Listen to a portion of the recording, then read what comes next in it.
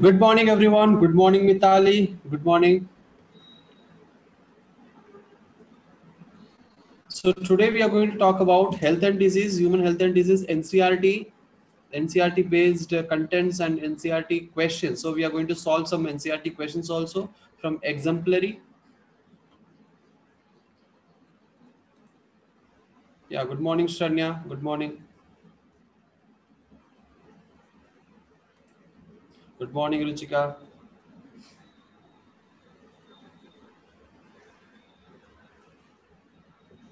Good morning, Achal.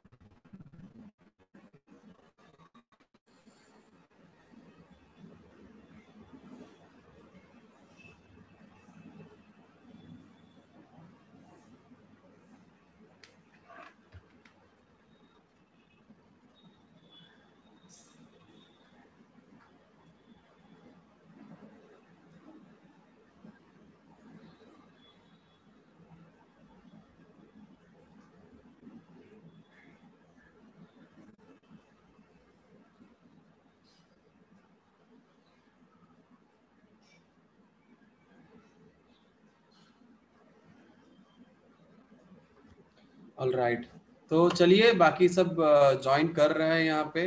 Right, अभी सब लोग ज्वाइन नहीं किए हैं।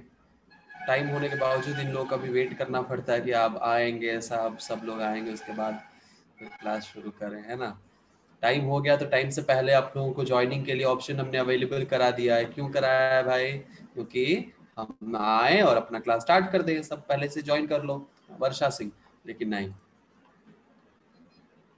ऐसी अच्छी आदतें ना सीखना ही नहीं है।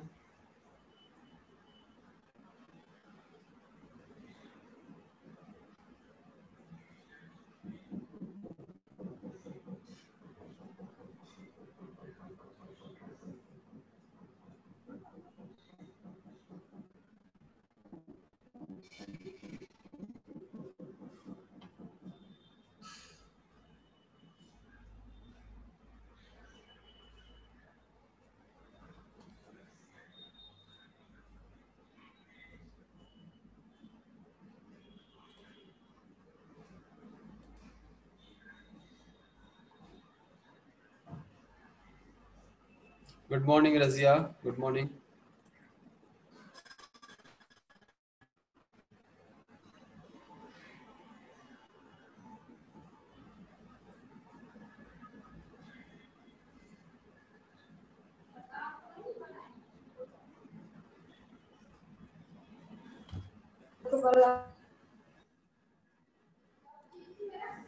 गुड मॉर्निंग काजू, गुड मॉर्निंग लेखिका।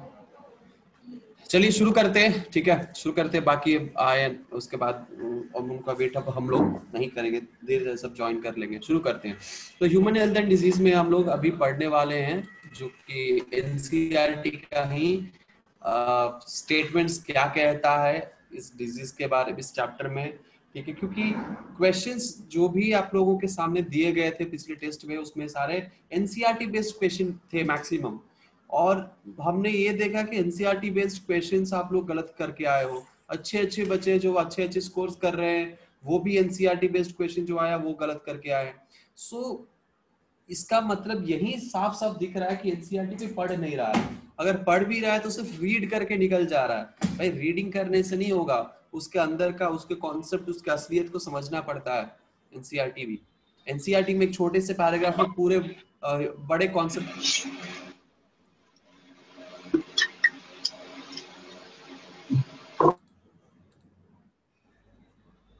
पूरे कॉन्सेप्ट को क्या कर देता है, उसी में के अंदर वो कवर कर देता है। तो हमें असली में समझना पड़ेगा कि क्या कहने की कोशिश कर रहे हैं, इसके पीछे क्या है।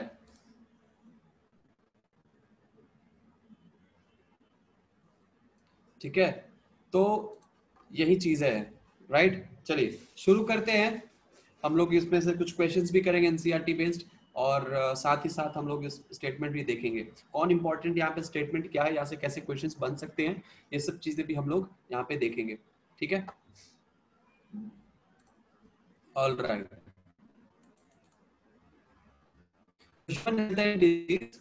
तो शुरू होता है यहाँ पे, इसमें हम लोग डिजीज के बारे में पढ़ेंगे, है ना, कॉमन डिजीज क्या है, उसके बाद इम्यूनिटी क्या है, उसके बाद HIV एड्स क्या है, कैंसर क्या है। ये दो बहुत बड़े चैप्टर है, ये दो बहुत ही बड़े चैप्टर है, आई मीन सॉरी कॉन्सेप्ट है, बहुत बड़े टॉपिक है।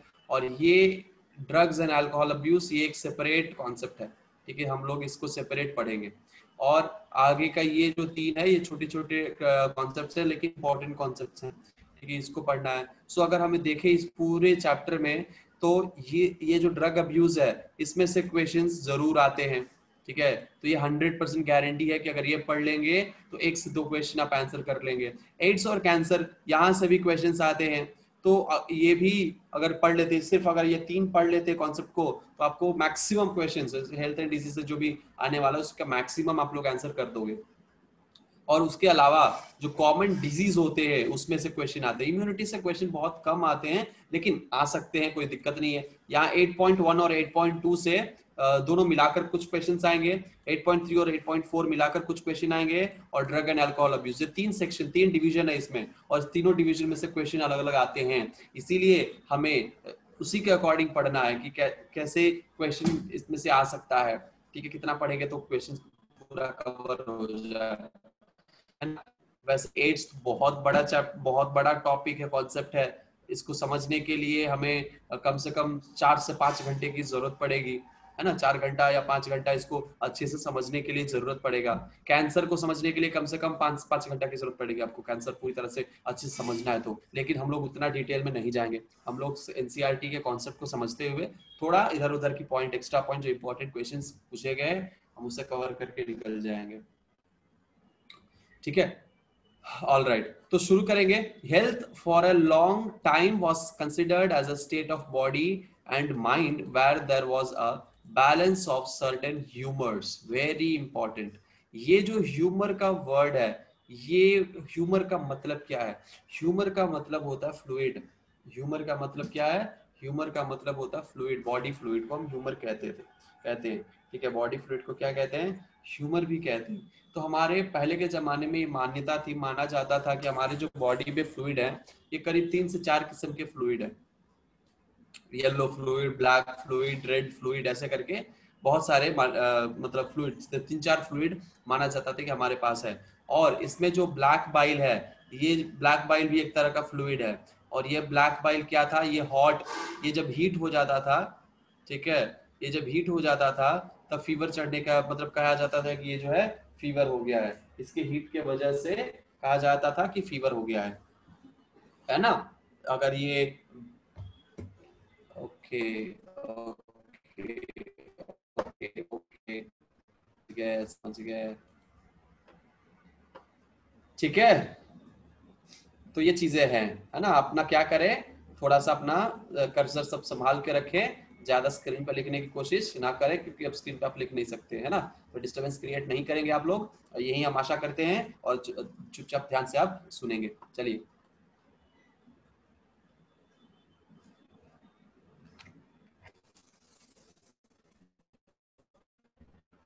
ऑलराइट, चलिए, तो ये था। उसके बाद ये हमारे बॉडी में जो फ्लूइड है, ठीक है, हमारे बॉडी में जो फ्लूइड है वो फ्लूइड क्या है? हमारे बॉडी के फ्लूइड, उसमें येलो फ्लूइड है, ब्लैक, और ये जो हमारा ब्लैक बाइल है, ठीक है, ये ब्लैक बाइल एक्चुअली कुछ नहीं है, बाइल सॉल्ट है।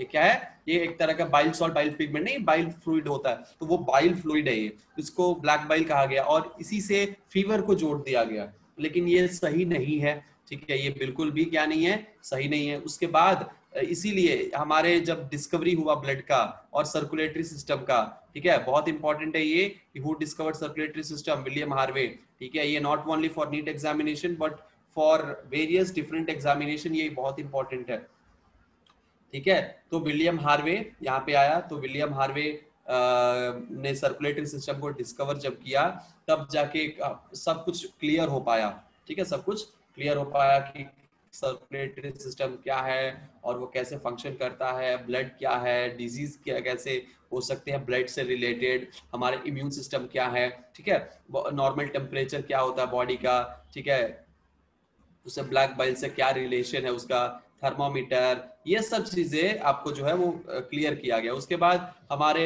बहुत सारे डेवलपमेंट हुए बॉडी में, और फिर हमारे न्यूरल सिस्टम को डेवलप किया, आइडेंटिफाई डिस्कवर किया गया, फिर हमारे एंडोक्राइन सिस्टम है ना, इम्यून सिस्टम, ये सब चीजें जो है वो डिस्कवर करके इसके बारे में बताया गया और कहा गया कि यही सब चीज हैं जो हमारे हेल्थ को मेंटेन करता है, और इसीलिए हमारा जो मेंटल स्टेट है वो अफेक्ट कर सकता है हमारे हेल्थ को। सो विच मींस कहा गया है कि मेंटली अगर फिट नहीं है तो वो फिजिकली भी फिट नहीं होंगे, ठीक है।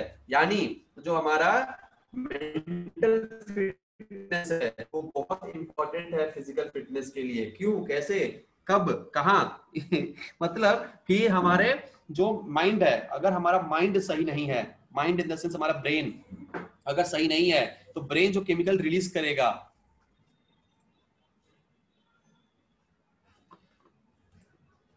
ठीक है, जब हमारा यानी ब्रेन जब कुछ सिग्नल भेजेगा, ठीक है, जब ब्रेन सिग्नल भेजेगा तो वो सिग्नल कहाँ पे आएगा, वो सिग्नल आएगा हमारे गट में, हमारे बाकी सारे ऑर्गन्स में, बाकी सारे रीजन्स में आएंगे, और फिर क्या होगा, और वो क्या करेगा, वो मॉडिफाई करेगा। जैसे हमारा ब्रेन ही सबसे लिंक्ड होता है, और ब्रेन अगर सही रहता है तो बाकी सारा फंक्शन भी सही रहेगा। फॉर एग्जाम्पल हम एक बहुत ही बेहतरीन आपको एग्जाम्पल देते हैं इस पे, ठीक है, हम इस पर चर्चा करेंगे, ठीक है, बट इसके तो क्या करते, थोड़ा सा इसका एग्जाम्पल देते हैं। क्या एग्जाम्पल है, तो मान के चलो कि आपका एग्जाम है, ठीक है, क्या है, आपका एग्जाम है, और एग्जाम के वक्त, ठीक है, एग्जाम के वक्त आपको मतलब एग्जाम है और आपने कुछ पढ़ा ही नहीं है, ठीक है, सामने क्वेश्चन पेपर आ जाए और पिताजी ने आपको वार्न किया हो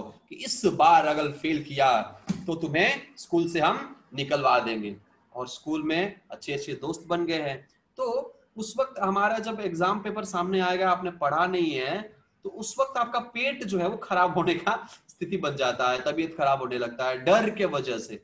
इसके वजह से, डर के वजह से, डर के वजह से हमारा जो पेट है ये क्या हो जाता है, बिगड़ जाता है, खराब हो जाता है।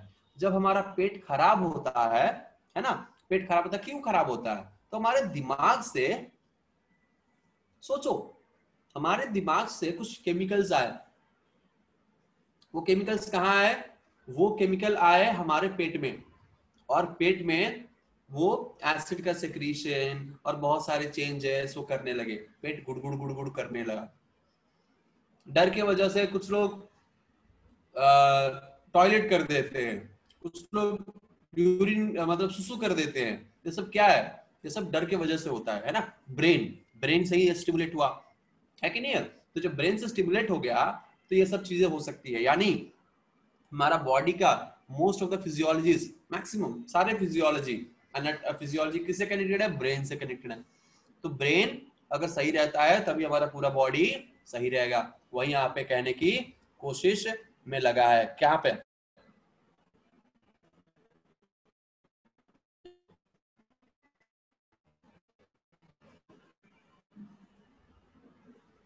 ठीक है, समझ में आया, राइट। हमारा माइंड, हमारा ब्रेन ही क्या रिस्पॉन्सिबल है, हमारा ब्रेन ही रिस्पॉन्सिबल है हमारे अच्छे ग्रोथ के लिए, हमारे मेटाबॉलिज्म के लिए, बॉडीज हेल्थ के लिए, पूरे परफेक्ट हेल्थ के लिए।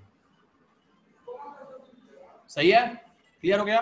तो health is affected by, health और किस किस चीज से अफेक्ट हो सकता है, तो पहला यहाँ पे जो दिया है जेनेटिक डिसऑर्डर, यानी हेल्थ जो हमारा जेनेटिक डिसऑर्डर से भी क्या हो सकता है, अफेक्ट हो सकता है। कैसे, deficiencies with which a child is born and deficiencies or defect with the child inherits from parents from birth।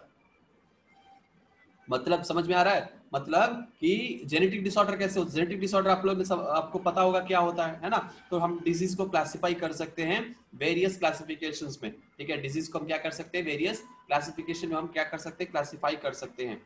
कैसे क्लासिफाई करेंगे, तो पहला डिजीज जो है वो दो तरह का डिजीज हो सकता है, एक हो सकता है इन्फेक्शियस, दूसरा हो सकता है नॉन इन्फेक्शियस। सोचो आप लोग कि इन्फेक्शियस डिजीज क्या है। एक क्वेश्चन देते हैं आप लोगों को, डायबिटीज से सब लोग अपना अपना आंसर चैट बॉक्स में डालना, ठीक है। डायबिटीज क्लियर है, डायबिटीज क्या है, डायबिटीज क्या मतलब कम्युनिकेबल है, नॉन कम्युनिकेबल है, इन्फेक्शियस है, नॉन इन्फेक्शियस है। सब लोग अपने अपने चैट बॉक्स में आंसर दे, डायबिटीज इन्फेक्शियस है, नॉन इन्फेक्शियस है, कि कम्युनिकेबल है कि नॉन कम्युनिकेबल है, जनरल सोच के बताओ।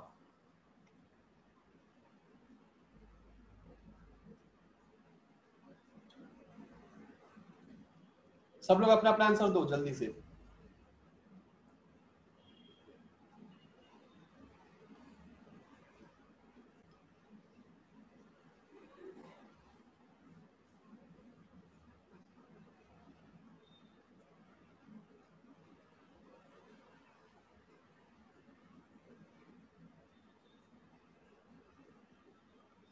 अच्छा क्वेश्चन रिपीट करें, हमारा जो डायबिटीज है, ये डायबिटीज कम्युनिकेबल है, नॉन कम्युनिकेबल है, या इन्फेक्शियस है, नॉन इन्फेक्शियस, कौन सा है। जैसे कम्युनिकेबल और नॉन कम्युनिकेबल और इन्फेक्शियस में सिमिलैरिटीज है। जो इन्फेक्शियस होता है वो कम्युनिकेबल होता है, और जो नॉन इन्फेक्शियस होता है वो नॉन कम्युनिकेबल होता है। तो हमारा जो डायबिटीज नॉन कम्युनिकेबल है, नॉन इन्फेक्शियस है, कि कम्युनिकेबल या फिर इन्फेक्शियस है। क्यों क्यों ऐसा होता है, क्यों वो कम्युनिकेबल नहीं है, बताइए तो जरा। ट्रांसमिट क्यों नहीं होता है। अच्छा चलो एक और क्वेश्चन पूछते हैं, हमारा ट्यूबरक्लोसिस, ट्यूबरक्लोसिस कम्युनिकेबल है कि नॉन कम्युनिकेबल है।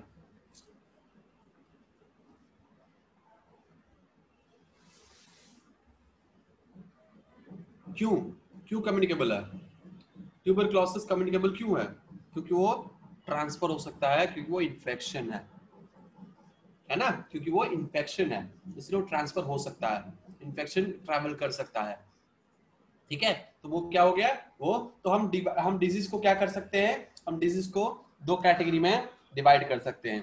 एक हम लिख सकते हैं, हम एक लिख सकते हैं इन्फेक्शियस में, ठीक है। एक लिख सकते हैं किसमें, इन्फेक्शियस में जो इन्फेक्शन फैलाए, और एक लिख सकते हैं नॉन इन्फेक्शियस में जो डिजीज नहीं फैलाए। और जो कॉमनली जो नॉन इन्फेक्शियस होता है वो कम्युनिकेट नहीं करता है, सो हम इन्फेक्शियस को हम कम्युनिकेबल डिजीज भी कह सकते हैं, और नॉन इन्फेक्शियस को नॉन डिजीज भी कह सकते हैं, ठीक है। अब हमें बताइए कुछ list of five five communicable diseases या फाइव इन्फेक्शियस डिजीजेस आप लोग मुझे बताइए अपने चैट बॉक्स में। पांच कम्युनिकेबल डिजीज और पांच नॉन कम्युनिकेबल डिजीज लिखकर मुझे चैट बॉक्स में भेजिए।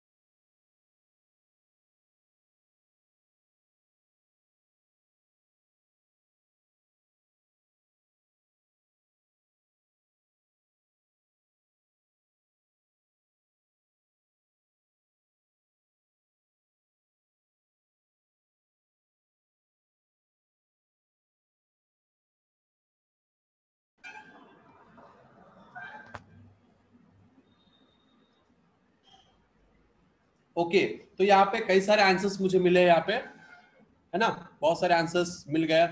क्या क्या आंसर्स है भाई, तो let me see that where I got few answers. जैसे लेखिका का आंसर है Sharanya Srivastava, typhoid, AIDS, jaundice, cough and cold, बिल्कुल सही है। Lekhika communicable corona, tuberculosis, swine flu, cholera, eczema. Eczema क्या है Lekhika, what is eczema? Hanta virus. अच्छा सुरुचि एकदम करंट स्टेट में चल रही है। हेपेटाइटिस ए बी, फ्लू, और कुछ लिख लेती। Communicable AIDS, common cold, malaria, tuberculosis etcetera. Etcetera नहीं लिखना है, 5 लिखना है। Chicken pox, HIV, common cold, TB. सही है, आप लोगों ने सही लिखा है। नॉन कम्युनिकेबल में डायबिटीज है, लेप्रेसी है, कैंसर है, हार्ट ब्लॉकेज है। हार्ट ब्लॉकेज नहीं, आप हार्ट अटैक या फिर मायोकार्डियल इंफ्रैक्शन लिख सकते हैं, कार्डियक फेलियर लिख सकते हैं, ठीक है। टाइफॉइड, थायराइड, ये सब चीजें। Typhoid, typhoid is a communicable disease. Typhoid is a communicable disease, ये नॉन कम्युनिकेबल नहीं, कम्युनिकेबल और इन्फेक्शियस डिजीज में आएगा। लेखिका ये चेक कर लीजिए, ठीक है। कम्युनिकेबल डिजीज में आएगा तो टाइफॉइड, क्योंकि ये ट्रैवल करता है फूड और वाटर से, कंटामिनेटेड फूड एंड वाटर से ट्रैवल करता from the patient to the healthy person, ठीक है। उसके बाद संजना, कम्युनिकेबल आता है। टीवी, टीवी नहीं भाई संजना, टीवी नहीं होता, वो टीबी होता है, ट्यूबरक्लोसिस बैसिलस, नॉट टेलीविजन। हे भगवान। Swine flu, common cold, AIDS. AIDS तो स्मॉल लेटर्स में नहीं लिखना है, सारा कैप्स लॉक में आना चाहिए, ठीक है। चलिए, non communicable cancer, hypertension, diabetes etcetera. चलो, सुरुचि, कोरोना। सर वो इचिंग वाला जो डिजीज होता है उसको हम एक्जिमा कहते हैं, ECZEMA, एक्जिमा, ठीक है, उसको हम एक्जिमा कहते हैं, ECZEMA। एक तरह का सोरियासिस का आता है, एक तरह का फंगल इन्फेक्शन है ना, एक्जिमा, उसको हम एक्जिमा कहते हैं।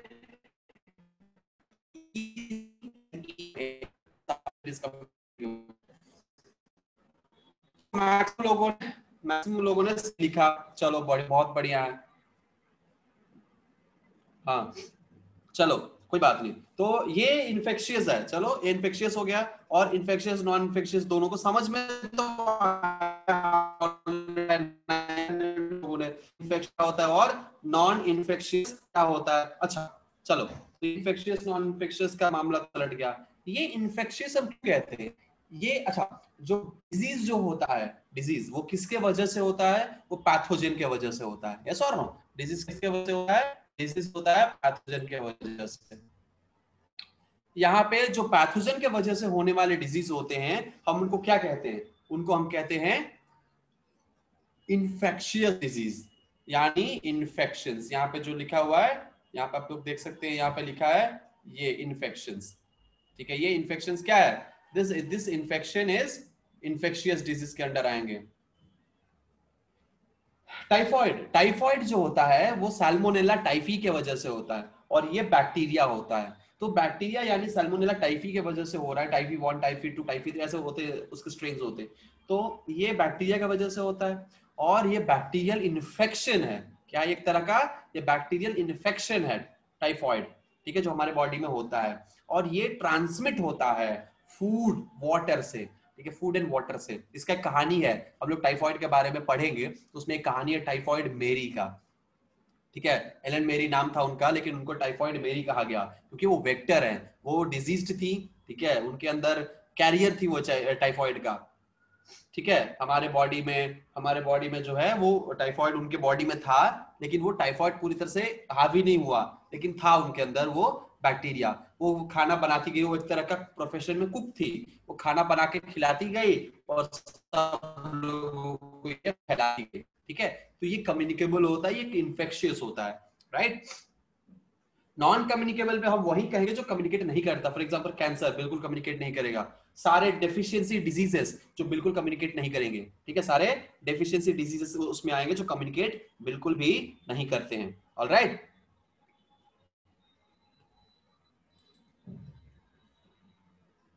सो जो इन्फेक्शन कॉज करेंगे हम उनको कहेंगे इन्फेक्शियस डिजीज, और इसके अलावा जितने भी डिजीज हैं जो इन्फेक्शन कॉज नहीं करते हैं, जो किसी पैथोजन की वजह से अटैक नहीं करते हैं,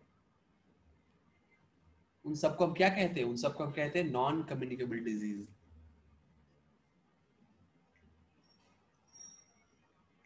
इसमें देखिएगा कम्युनिकेबल में भी आपको क्या आएगा? कम्युनिकेबल में भी दो तरह के कम्युनिकेबल आते हैं। एक कम्युनिकेबल, अच्छा उसके पहले हम आपको बता दें तो डिजीजेस पर्टिकुलरली हम कॉन्जेनिटल डिजीज एक कहते हैं और दूसरा हम कहते हैं अक्वायर्ड डिजीज। ठीक है, कॉन्जेनिटल और अक्वायर्ड।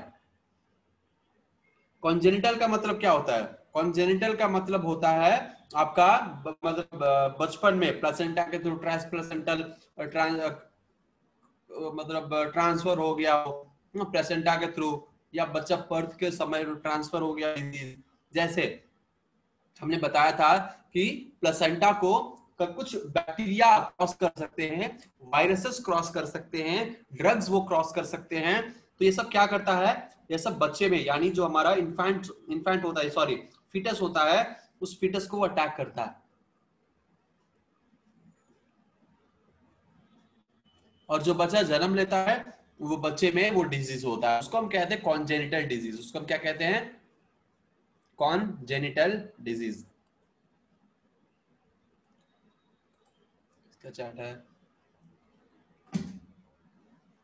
अच्छा, एचआईवी को क्लियर करें क्या? एचआईवी को क्लियर करें भाई।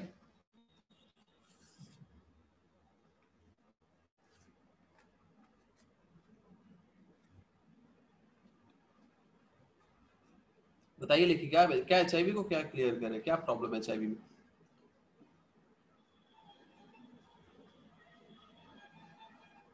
एचआईवी इज कम्युनिकेबल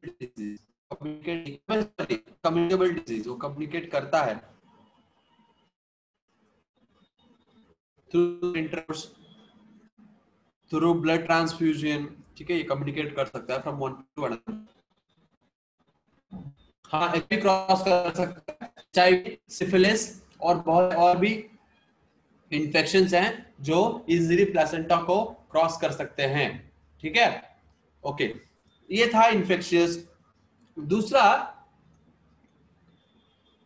आपको दूसरा क्या लिखा है? जेनेटिक डिसऑर्डर लिखा है, यानी जो जेनेटिक जो ट्रांसफर होता है मदर से फादर में, क्रोमोसोमल डिसऑर्डर और भी कई सारे डिसऑर्डर्स है ना। तो उसको हम कहेंगे जेनेटिक, उसको हम कहेंगे जेनेटिक डिसऑर्डर। क्लियर है? उसको हम क्या कहेंगे? उसको हम कहेंगे जेनेटिक डिसऑर्डर। यानी जो फादर से मदर में, फादर से बच्चे में, मदर से या बच्चे में जो क्रोमोसोम्स के अंदर कोई डिफेक्ट आ जाता है और वही कैरी फॉरवर्ड हो जाता है बच्चे में, उसको हम कहते हैं जेनेटिक डिसऑर्डर्स। ठीक है, समझ में आ रहा है? जेनेटिक डिसऑर्डर्स को कहेंगे जो डिजीज आपको ट्रांसफर होता है ना, जो डिजीज ट्रांसफर होता है मदर से बेबी में, क्या कहते हैं उसको? मदर से बेबी में या फादर से बेबी में, यानी जेनेटिकली, यानी जीन्स में, यानी क्रोमोसोम में ट्रांसफर होता है, हम उसको क्या कहते हैं? हम उसको कहते हैं जेनेटिक डिसऑर्डर। एक सेकंड रुक जाइएगा।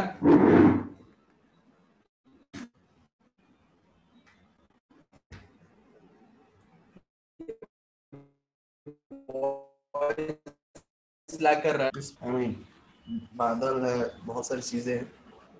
आई होप कि अब ब्लैक नहीं करेगा, बीच ब्लैक करे तो थोड़ा बहुत तो बियर करना पड़ेगा। इस कोरोना के चक्कर में बाहर निकलना मुश्किल हो गया, क्लास लेने पर यही होता है, नेटवर्क इश्यू। ठीक है,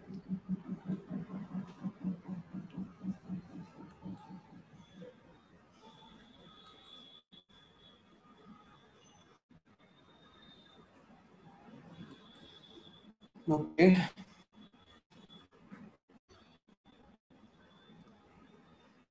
चलिए। तो ये आपका क्या था? ये था आपका जेनेटिक डिसऑर्डर। ठीक है, यानी जेनेटिक डेफिशिएंसी डिजीज। ठीक है, genetic deficiency diseases. Now if we talk now if we talk about lifestyle, तो हम लाइफस्टाइल के बारे में बात कर सकते हैं। यानी हम जो लाइफस्टाइल जीते हैं उस लाइफस्टाइल की वजह से भी क्या हो सकता है? उस लाइफस्टाइल की वजह से भी हमें डिजीज हो सकते हैं। फॉर एग्जांपल, हेल्दी डाइट हम ना लें, हम हेल्दी डाइट नहीं लेते, हेल्दी डाइट नहीं लेने की वजह से क्या हो सकता है, हमें बहुत सारे डेफिशिएंसी डिजीज हो सकते हैं। जंक फूड लें, उसके वजह से कई सारे डेफिशिएंसी डिजीज हो सकते हैं। तो फूड भी एक बहुत इंपॉर्टेंट रोल प्ले करता है डिजीज के होने या ना होने में। तो lifestyle is also very important. Exercise करना जरूरी है, प्रॉपर रेस्ट लेना जरूरी है। इसका मतलब ये नहीं कि करते हैं।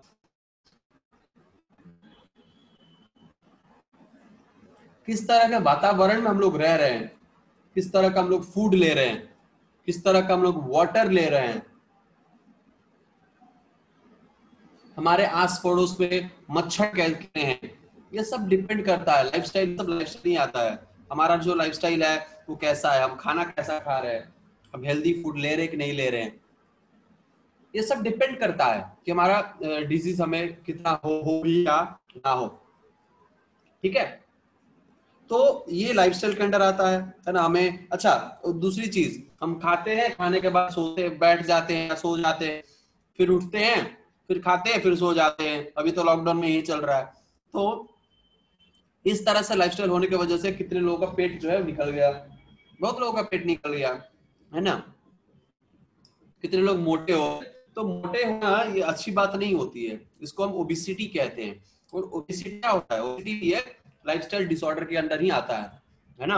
उसके एक बार ओबिसिटी हो गया तो उसके बाद कई सारे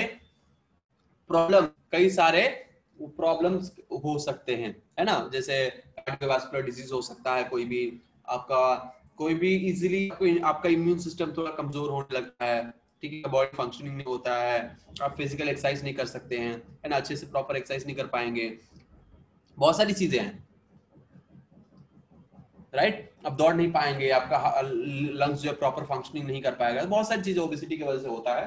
ठीक है, अब तारक मेहता देखते हैं तो हाथी, हाथी देखते होंगे, उसमें हाथी, हाथी हंस, डॉक्टर हंसराज हाथी, उस हंसराज हाथी कितना मोटा है, उस सांस फूलने लगता है, क्यों? Because of the obesity. सीढ़ी चढ़ता है, सांस फूलता है, कोई भी इंसान मोटा है, अब देख सकते हैं आस पड़ोस में, दौड़ नहीं सकता है अच्छे से, ठीक है, उसका वो सांस हमेशा फूलता रहता है, जो कुछ देर चल जाएगा, चल देगा तो ये चीजें होती है।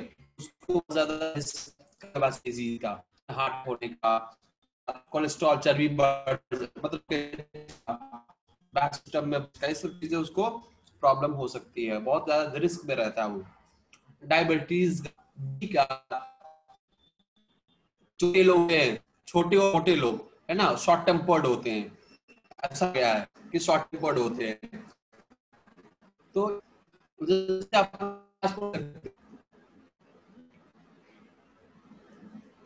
हमारे प्रिंसिपल की एक बेटी थी, छोटी और मोटी थी, ठीक है, इतना मोटी थी कि अब मतलब कह नहीं जा सकता है उसके उनके साथ, मतलब उनका कंपैरिजन करिएगा तो छोटा हाथी भी फेल है। तो इतना, लेकिन वो इतना ज्यादा शॉर्ट टेम्पर्ड थी, इतना ज्यादा शॉर्ट टेम्पर्ड थी कि अब कहा ही नहीं जा सकता। So that's what it is, मतलब हमारे लाइफस्टाइल भी हमारे हेल्थ एंड डिजीज को अफेक्ट करता है। सो हमारा प्रॉपर लाइफस्टाइल हमें होना चाहिए, जैसे सुबह जल्दी उठें, हेल्दी फूड खाएं, जॉगिंग करें, एक्सरसाइज करें, योगासन करें, मेडिटेशन करें, हेल्दी फूड खाएं, ठीक है। तो ये सब चीजें करने से क्या होगा, टाइम टू टाइम खाना खाएं, पानी इनफ अमाउंट में पिएं, जंक फूड का सेवन ना करें। इस सब से हम क्या कर सकते हैं, बच सकते हैं डिजीज होने से। तो ये सब लाइफस्टाइल हमें फॉलो करना चाहिए, ठीक है। कुछ लोग होते हैं जो 5 बजे जग जाते हैं, लेकिन को जगना भी फायदा नहीं होता। एनीवे नहीं, ऐसा नहीं है। जैसे 5 बजे आप जग जाते हैं तो जगने के बाद क्या हो जाता है, जगने के बाद टीवी देखने बैठ जाओ, पबजी खेलने बैठ जाओ, ठीक है, चैटिंग करने बैठ जाओ, वो सब नहीं होता। जग गए तो आप कुछ एक्सरसाइज करो, कुछ योगासन करो, कुछ प्रैक्टिस करो, कुछ मेडिटेशन करो। जग के क्या फायदा, ठीक है। किचन में हेल्प करो, है ना, किचन में हेल्प करने के बहाने बैठी रहो किचन में जाके और एक प्याज काटने घंटा लगाओ, तो ये सब चीजें नहीं होता है ना। चलो आगे बढ़ते हैं।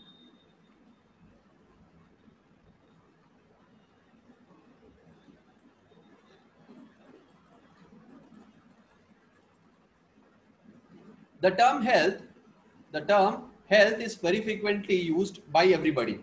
How do we define it? हमने लास्ट क्लास में पढ़ा था कि हेल्थ को हम कैसे डिफाइन करेंगे। यस, हम लास्ट क्लास में पढ़े थे। तो आगे बढ़ते हैं। ये हमने पढ़ा था, इसको नोट कर लीजिए, बहुत ज्यादा इंपॉर्टेंट है।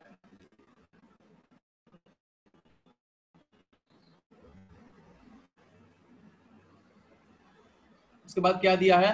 उसके बाद when people are healthy are more efficient, तो हमने एफिशिएंसी के बारे में पढ़ा था, हमने प्रोडक्टिविटी के बारे में पढ़ा था, ये सब चीजें हमने पढ़ चुकी थी। लॉन्गेविटी के बारे में ये सब हमने पढ़ लिया था, है ना। उसके बाद बैलेंस्ड डाइट, बैलेंस डाइट होना चाहिए, ये भी हमने देखा। पर्सनल हाइजीन, ये सब हम देख चुके थे, ये सब हम अच्छे से देख चुके थे कि हेल्दी कैसे रहना है, ठीक है। और कैसे हम लोग हेल्दी रहने से क्या एडवांटेज होता है, ये भी हमने देखा था। यस और नो? Yes, okay. फिर आगे देखते हैं, infectious and non infectious disease यहाँ पे दिया हुआ है। When the functioning of more than when the functioning of one or more organs or system of a body is adversely affected, characterized by various signs and symptoms, we say that we are not healthy, है ना। यानी हमारे body का एक या एक से ज्यादा सिस्टम, ठीक है, अपना सुचारू रूप से जो चलता है वो अपने सिलसिलेवार तरीके से अपने नॉर्मल ढंग से ना चले और उसके वजह से बहुत सारे साइंस एंड सिम्टम्स दिखाने लगे, ठीक है, तो उसको हम क्या कहते हैं? हम कहते हैं कि हम हेल्दी नहीं है, हमें डिजीज हो चुका है, ठीक है। डिजीज जो है हम दो कैटेगरी में डिवाइड कर सकते हैं, इन्फेक्शियस एंड नॉन इन्फेक्शियस।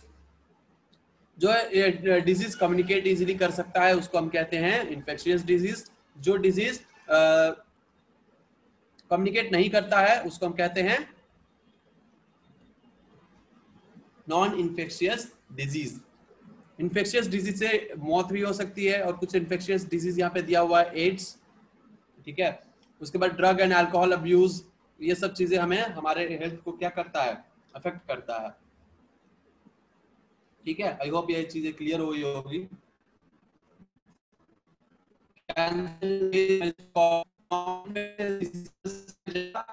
जो डेथ हुआ है, मेजर डेथ वो कैंसर के वजह से हुआ, यहाँ पे दिया हुआ है इसके अकॉर्डिंग, है ना। That is the one of the non infectious disease जो कि बहुत ही सीरियस है और डेथ कॉज करने के लिए काफी है। ऑलराइट,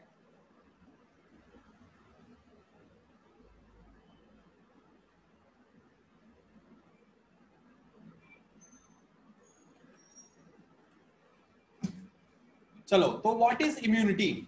एक क्वेश्चन आता है कि इम्यूनिटी क्या है ना। हम सबसे इंपॉर्टेंट यहाँ पे चीज है आपके लिए होमवर्क है। होमवर्क नोट कर लीजिए। होमवर्क ये है कि आपके जो 9th स्टैंडर्ड में आपने जो पढ़ा होगा, ठीक है, 9th स्टैंडर्ड में आपने पढ़ा होगा कि आपको जैसे कौन से बैक्टीरियल डिजीज है, कौन से वायरल डिजीज है, डिजीज कौन से हैं, ये सब चीजें पढ़ा होगा, है ना। तो ये सब चीजें जब पढ़ा होगा तो आपको ये देने में करना, आपको पैथोजन नाम लिखना है। पैथोजन के नाम के बाद कौन सा डिजीज वो कॉज करता है, टैबुलर कॉलम बनाना है, ठीक है। आपको क्या करना है? टैबुलर कॉलम बनाना है, और टैबुलर कॉलम बना के वहां पे आपको लिखना है कि कौन सा डिजीज कॉज करता है, पैथोजन का नाम, कौन सा डिजीज, उस डिजीज में उस क्या क्या सिम्टम्स होते हैं, प्रिवेंटिव मेजर्स, वैक्सीनेशन, ये सब लिखकर मुझे सबमिट करना है, ठीक है। वो सब लिखकर क्या करना है? मुझे सबमिट करना। चलो, मुझे क्या करो,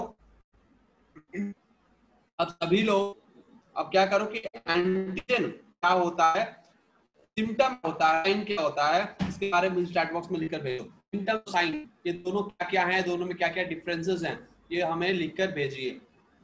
क्योंकि जब डिजीज होता है तो साइंस एंड सिम्टम्स दिखते हैं। What is sine, what is symptom?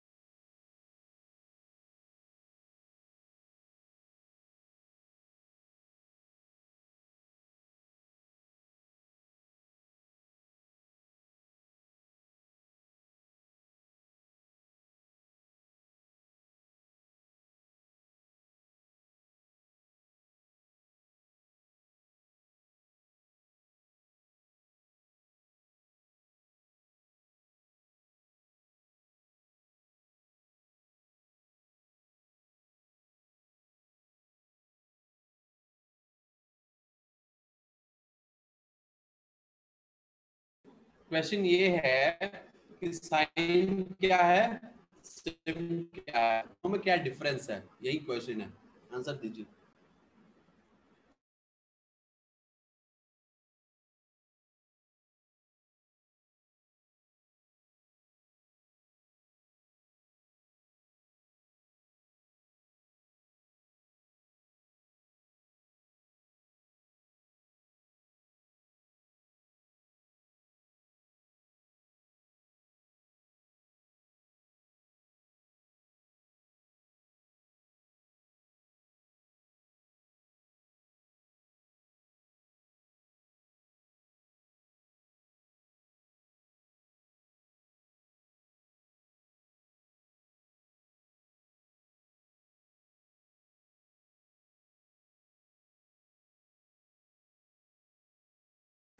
क्या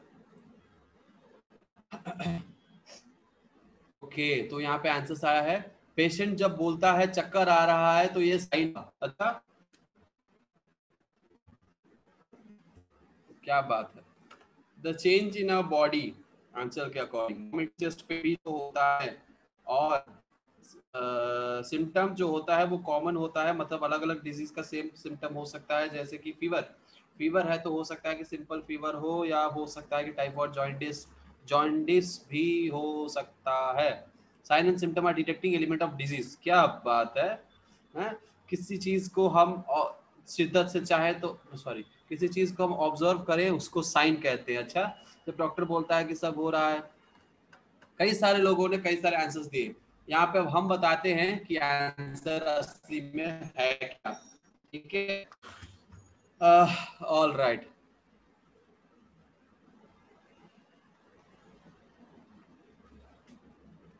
ठीक है। अच्छा, अच्छा, लेकिन साइन जो होता है वो डिफरेंट होता है हर डिजीज का, जैसे एक स्पेसिफिक साइन होता है हर डिजीज का, तो एक डिजीज को शो करता है, और सही, एकदम सही है, कंफर्म कर सकते हैं डिजीज सही है। Sign is the objective evidence of the disease, means others observe it, symptom is the subjective evidence. Net से उठा लिया क्या श्रेया ने? हाँ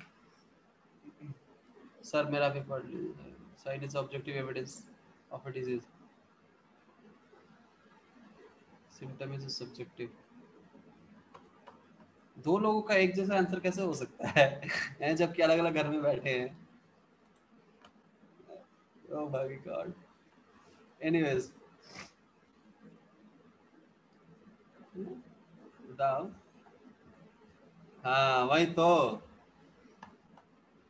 गूगल बाबा सब कुछ करते हैं, गूगल बाबा सबकी नजर, सब पे नजर रखते हैं, सबकी मदद भी करते हैं, बहुत ही दानवीर हैं गूगल बाबा हमारे। चलिए आगे बढ़ते हैं। सो हम ही बता देते हैं कि क्या है साइन, क्या है सिम्टम, जो कि इम्पोर्टेंट है यहाँ पे।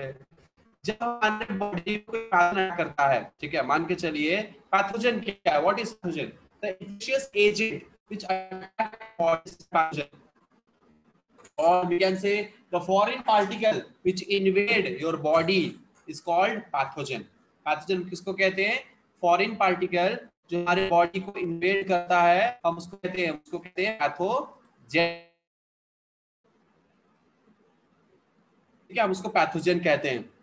ठीक है, कोई इन्फेक्शन, और ये पैथोजन जब हमारे बॉडी के अंदर एंटर करता है, सर आप एक बार फील करने वाला बताइए, बताए थे कि एक डिफरेंस बताया ना एक बार, कि दिखता है और नहीं, ये बिल्कुल सही है, बिल्कुल सही है, सही है, हम जो अभी वही बोलने वाले हैं कि साइन एंड सिम्टम का डिफरेंस वही है, सही, एकदम सही है लेखिका। मतलब कि अगर मान के चले कोई पैथोजन हमारा अटैक करता है, ठीक है, तो पैथोजन अटैक करेगा तो वो बेसिकली कहाँ जा, वो मैक्रोफेज हमारे उसको लेंगे, अटैक करेंगे, फैगोसाइटोसिस होगा, हमारे डेंड्राइटिक सेल्स हैं, ठीक है, हमारे क्या है, डेंड्राइटिक सेल्स हैं, हमारे बहुत सारे अदर डब्ल्यूबीसी सेल्स हैं, वो क्या करेंगे, वो अगर ब्रेन में अटैक करता है तो माइक्रोग्लिया है, क्या है, माइक्रोग्लियल सेल्स है। तो ये डिफरेंट टाइप ऑफ हमारे सेल्स होते हैं जो कि इम्यून सिस्टम के लिए रिस्पॉन्सिबल होते हैं। आपने पढ़ा होगा सर्कुलेटरी सिस्टम, जो अभी पढ़ रहे हैं तो आपने ये भी पढ़ा होगा, ठीक है, इम्यून सिस्टम, लिम्फेटिक सिस्टम के बारे में, डब्ल्यूबीसी के बारे में पढ़ा होगा, कि हमारे जो मैक्रोफेज होते हैं, वो मैक्रोफेज क्या है, it's nothing but monocyte.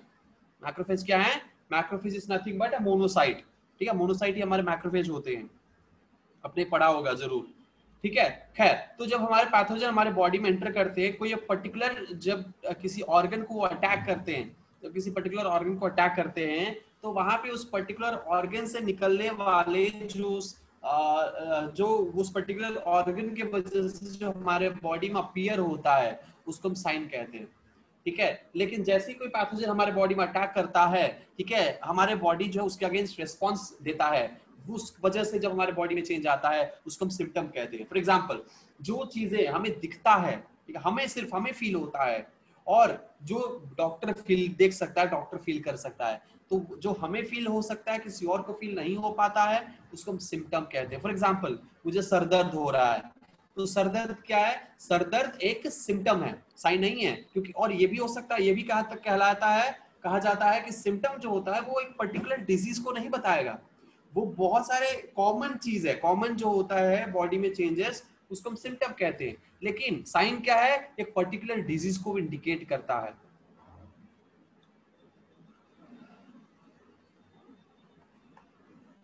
Nausea, nausea symptom हो सकता है, और अब ये दोनों के बीच के कैटेगरी कह सकते हैं। नौजिया, नौजिया सिम्टम है, नौजिया क्योंकि वो पर्टिकुलर किसी डिजीज को इंडिकेट नहीं कर रहा है। लेकिन हाँ, नौजिया है तो हो सकता है कि स्टमक में कोई इन्फेक्शन के वजह से नौजिया हो रहा हो, तो ये लगभग साइन भी हम, एकमात्र साइन भी हम इसको कह सकते हैं। लेकिन नौजिया का ज्यादातर इसमें चांस है कि हम लोग उसको सिम्टम के कैटेगरी में ही डालें, ठीक है, क्योंकि नौजिया कई सारे वजह से हो सकता है, राइट। वॉमिटिंग और नौजिया दोनों में डिफरेंस होता है, आप लोगों को पता हो तो, ठीक है। नौजिया, नौजिया के वजह से नौजिया, अच्छा ये ऑफ कोर्स नौजिया बहुत सारी डिजीज में हो सकता है, ठीक है। उल्टी जैसा फील होना, ये एक तरह का सिम्टम है, ठीक है, जो कि किसी को दिखता नहीं है, डॉक्टर ये इंडिकेट, डॉक्टर को दिखता भी नहीं है, सिर्फ हमें फील होता है, ये ऑफ कोर्स ये हम सिम्टम्स के कैटेगरी में डालेंगे, ठीक है। और स्टमक पेन सिम्टम के कैटेगरी में डालेंगे, हेडेक सिम्टम के कैटेगरी में डालेंगे, ठीक है।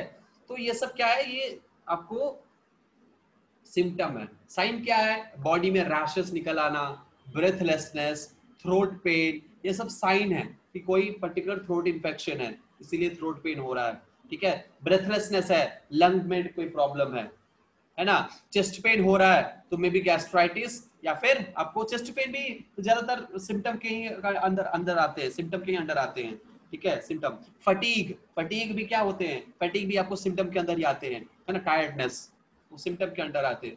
तो ये सब, यही बेसिक डिफरेंस है एक सिम्टम और एक डिजीज का, ठीक है। सिम्टम और डिजीज का यही डिफरेंस है, समझ में आया? यहाँ पे देखो, यहाँ पे क्या लिखा है? A wide range of organisms belonging to bacteria, virus, fungi, protozoans, helminthes, etc. would cause disease in man. Such disease-causing organisms are called pathogens. हमने अभी पढ़ा कि pathogens क्या है, yes or no? Most parasites, इसलिए हमने कहा कि आपको कैटेगरी बनाकर, ऐसे कॉलम बनाकर, causative agent, symptom, preventive measures, vaccine, ये सब लिखकर लाना है, ठीक है। चलिए आगे बढ़ते हैं।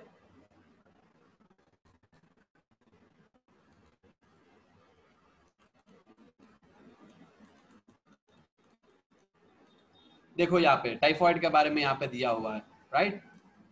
सी, so most parasites are therefore pathogens as they cause harm to the host by living in them, or the pathogen can enter our body by various means, multiply and interfere with normal vital activities resulting in morphological and functional damage, ठीक है। यानी ये जो pathogen होते हैं, ये parasite हो सकते हैं, ठीक है। क्या हो सकते हैं? एक parasite.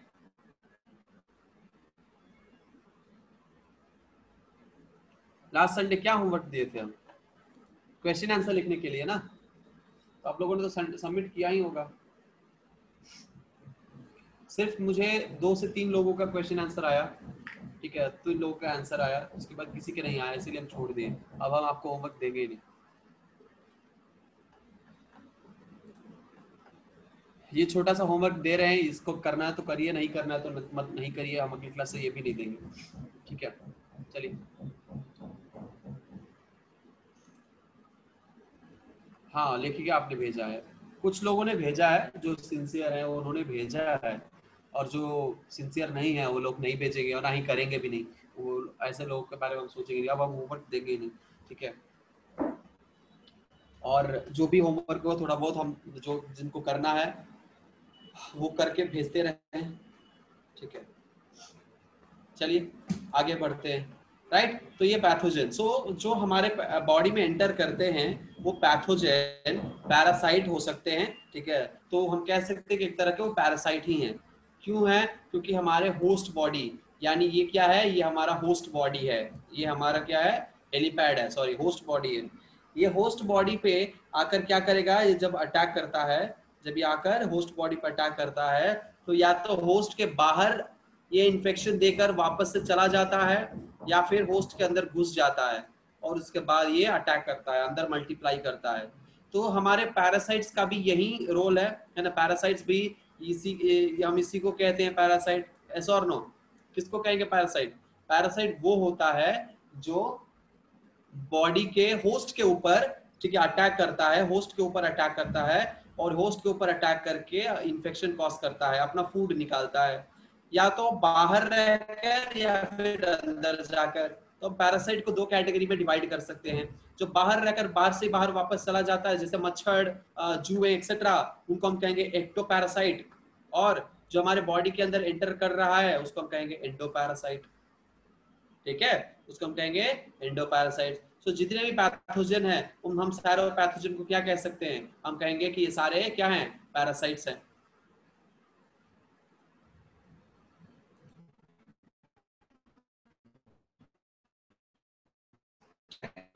And endoparasite, right, all right. समझ में आ गया होगा, है ना। ये बहुत इंपॉर्टेंट पॉइंट था, राइट। पूछा जा सकता है यहाँ पे क्वेश्चन कि क्या आपके पैथोजन पैरासाइट्स हैं, ठीक है, ये भी पूछा जा सकता है। क्या होते हैं नीचे, सैप्रोफाइट, पैरासाइट, होस्टोइक और ऑटोट्रॉफिक, ये भी दे सकता है। क्या क्या क्या लेंगे आप लोग आंसर? आप लोग देंगे पैरासाइट, इसका आंसर क्या देंगे, पैरासाइट, ठीक है। नेक्स्ट, जब पैथोजन हमारे बॉडी में एंटर करता है, हमारे मॉर्फोलॉजिकल, फिजियोलॉजिकल, हमारे सारे स्ट्रक्चर्स को क्या कर सकता है, ये चेंज कर देता है।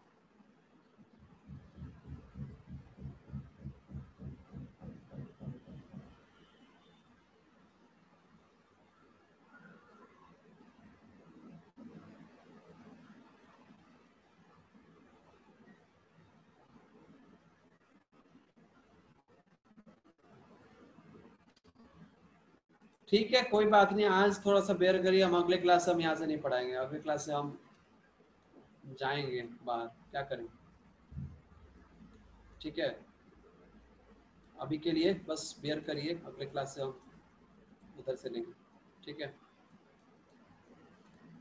चलिए, तो पैथोजन जब हमारे बॉडी में एंटर करते हैं, जब पैथोजन हमारे बॉडी में एंटर करते हैं, हमारे बॉडी का बहुत सारे, बॉडी में जो हमारे होस्ट बॉडी है उसमें फिजियोलॉजिकल चेंजेस करते हैं, मॉर्फोलॉजिकल फंक्शनल डैमेज करते हैं, ठीक है। बहुत सारी चीजें हमारे बॉडी में चेंज करते हैं, फिजियोलॉजिकली भी चेंज करते हैं, हमारे बॉडी का मॉर्फोलॉजी भी ये क्या करते हैं, ये चेंज करते हैं। सो ये पैथोजन इसीलिए खतरनाक होते हैं क्योंकि हमारे बायोकेमिकल पाथवे को भी कन्वर्ट कर देते हैं, बायोकेमिकल पाथवे को भी चेंज कर देते हैं, ठीक है।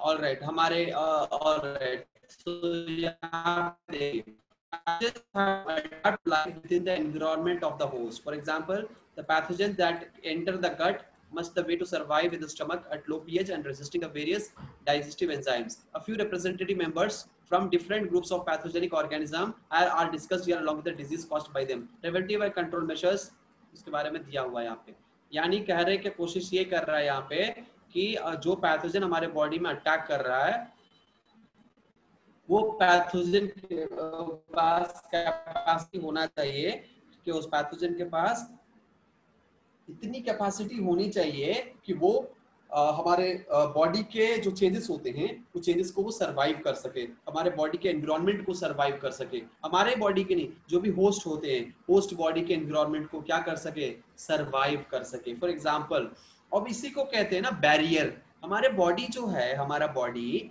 क्या है, हमारा बॉडी का जो डिफेंस सिस्टम है, ठीक है, हमारे बॉडी का जो रक्षा मंत्रालय है, उस वो रक्षा मंत्रालय क्या करता है, कई सारे बैरियर रखा है, कई सारे बैरियर, यानी इन सब बैरियर को क्रॉस करके ही क्या करना होता है, पैथोजन को एंटर करना होता है। कई सारे बैरियर, जैसे उसको हम कहते हैं फिजियोलॉजिकल बैरियर। उसको क्या कहते हैं, उसको हम कहते हैं फिजियोलॉजिकल बैरियर, फिजियोलॉजिकल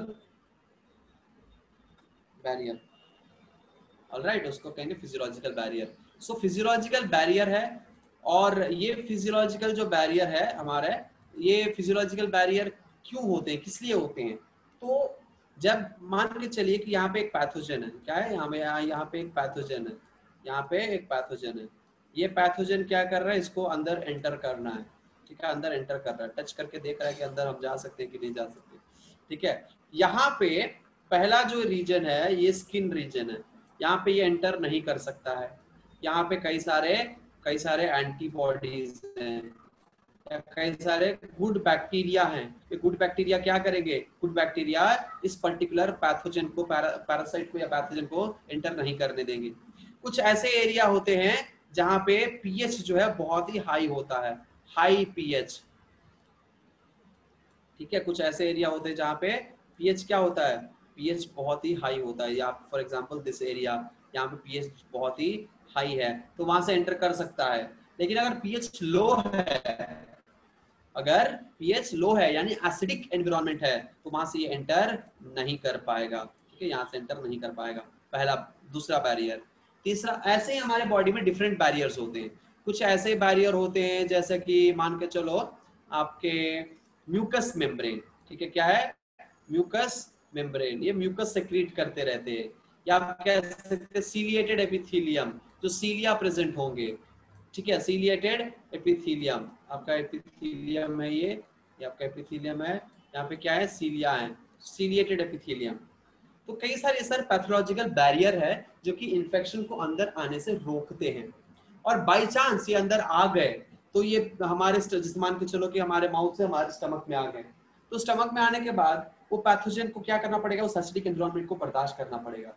ये पॉसिबल नहीं होता है। कई सारे पैथोजन बर्दाश्त कर लेते हैं, जो कर लेते हैं वो सर्वाइव कर लेते हैं, आगे वो रेप्लिकेट कर लेते हैं। सर्वाइव नहीं कर पाते, बर्दाश्त नहीं कर पाते हैं, वो क्या नहीं करते, वो जो बर्दाश्त नहीं, जो बर्दाश्त नहीं कर पाते वो वहीं पे अपना प्राण त्याग देते हैं, ठीक है। तो ये चीजें हैं, क्लियर है, समझ में आया?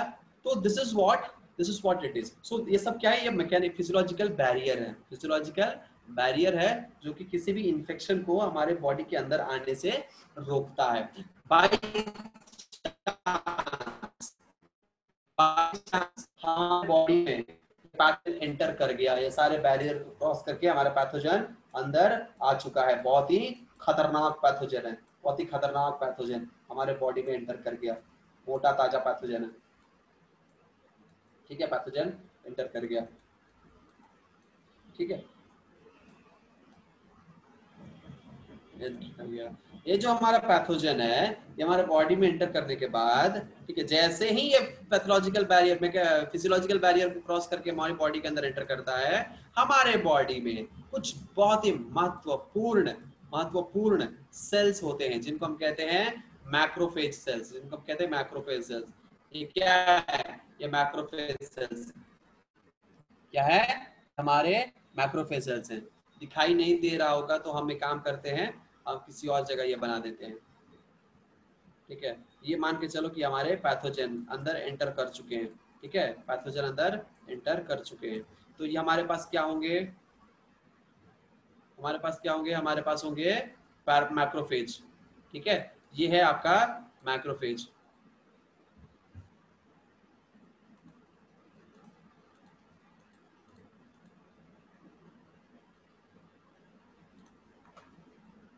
ये मैक्रोफेज क्या करेंगे, ये मैक्रोफेज धावा बोलेंगे, क्या करेंगे, धावा बोलेंगे इस पे, और इसको पकड़ के फैगोसाइटोस कर देंगे। क्या करेंगे, इसको पकड़कर फैगोसाइटोस कर देंगे, और फैगोसाइटोस करने के बाद क्या करेंगे, फैगोसाइटोस करने के बाद ये क्या करेंगे, अपने सरफेस के ऊपर इस एंटीजन के कुछ टुकड़े को अपने सरफेस के ऊपर ले लेंगे, और फिर ये दुनिया को दिखाएंगे कि देखो मेरे पास क्या है, मेरे पास पैथोजन है, ठीक है। और इस तरह के हमारे सेल्स को जो पैथोजन को अपने सरफेस के ऊपर अटैच करके प्रेजेंट करता है, ऐसे पैथोजन को हम कहते हैं एंटीजन प्रेजेंटिंग सेल। क्या कहते हैं?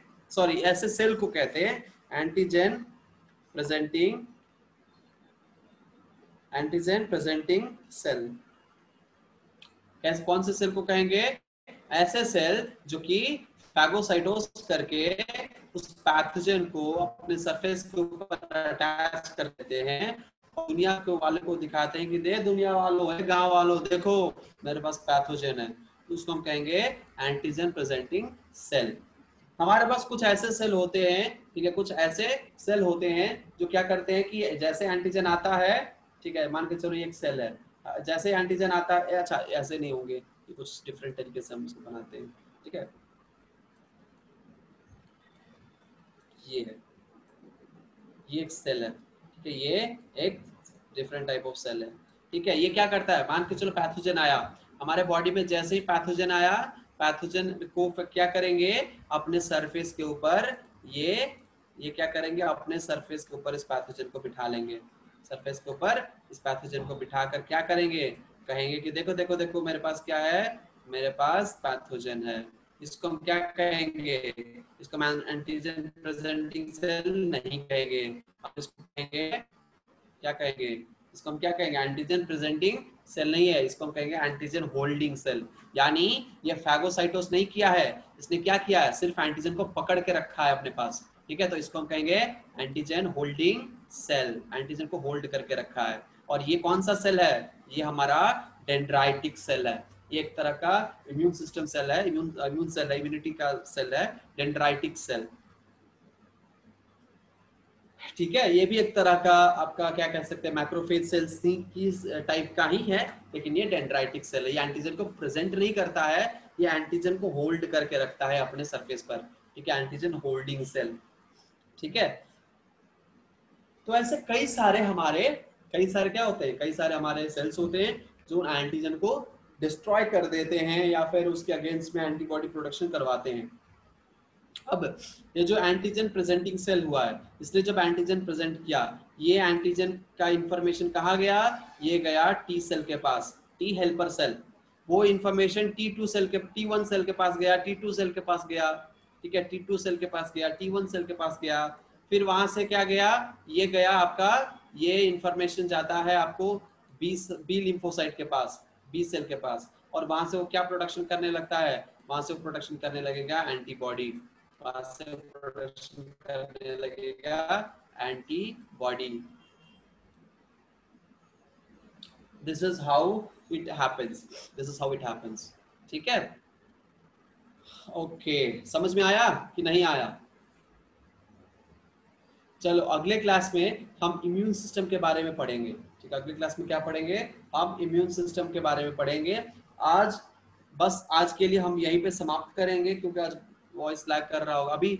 अच्छा, आप लोग बताइए कि अभी कुछ देर से, अभी 10 मिनट से, यानी जब हम इम्यून सिस्टम पढ़ाना स्टार्ट किए, mechanical barrier, physiological barrier, sorry, या मैकेनिकल बैरियर भी हम उसको कह सकते हैं, ठीक है, तो जब हम पढ़ा रहे थे तो वॉइस लैग किया अभी तक?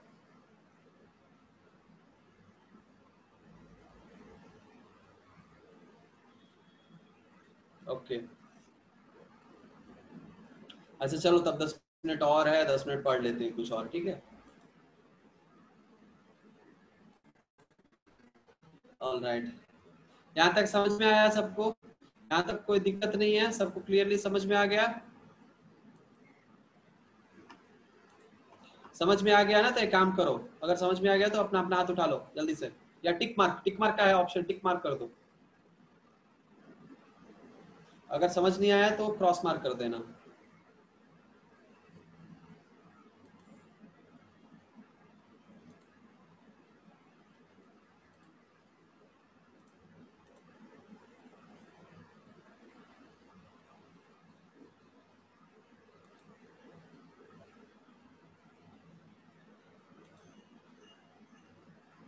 चलो, मतलब सबको समझ में आ गया है।